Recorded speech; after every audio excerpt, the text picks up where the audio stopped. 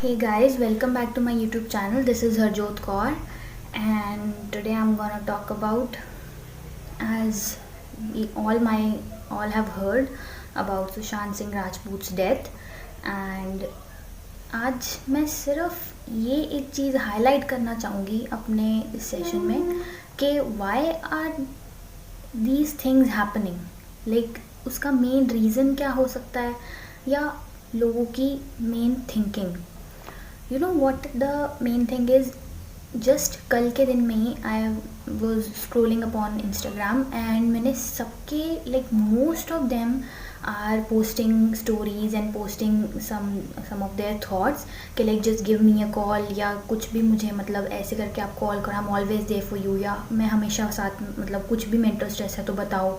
ये चीज़ पहले तो कभी आई नहीं, ये चीज़ का पहले दिमाग में तो कभी आया नहीं.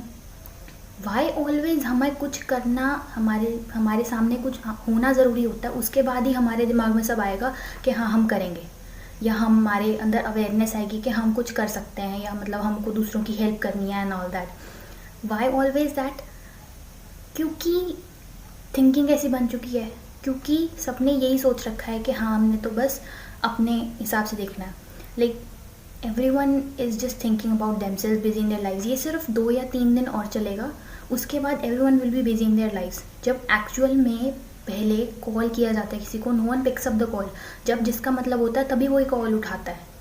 तब कोई याद नहीं आता कि हाँ मतलब अभी कोई सुसाइड कर लेगा या हमारी वजह से कुछ. Main important thing is from, I am not saying कि लाइक ऐसा कुछ सफ़र होना चाहिए या कुछ नहीं होना चाहिए. What most hurts is that backbitching and saying bad things about the others.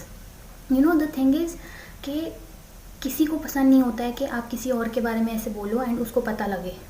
You know the thing is कि आपकी कुछ चीज़ें या आप उनकी कुछ चीज़ें आपको हर्ट कर सकती हैं. You guys affect each other, and उस चीज़ को खुद में रखना.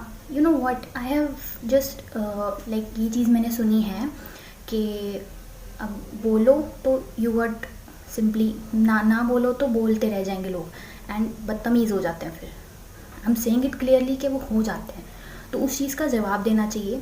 And the main thing is कि कभी भी दूसरों की बातों से अफेक्ट मत करो खुद को. मेंटल स्ट्रेस तभी आता है when you increase thinking about your own selves कि जो लोगों ने कहा वो सही होगा. Over thinking is really a main problem of mental stress.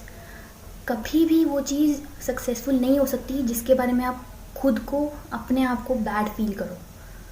3 things you should not feel guilty about is your own vision about yourself, changing for the good, knowing your worth. These 3 things, they'll help you a lot and वो कभी भी आपको नीचे गिरने नहीं देगी.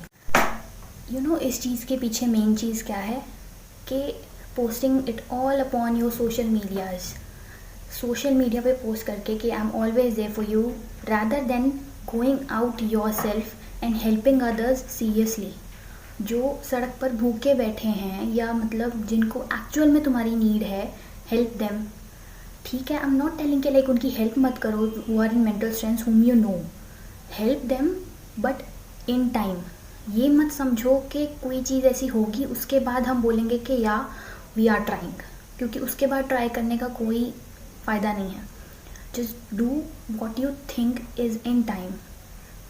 Think upon yourself and then think upon others who are actually in need, rather than posting on social media कि हाँ हम सिर्फ सोशल मीडिया पे पोस्ट कर देंगे and everyone will usually come to you.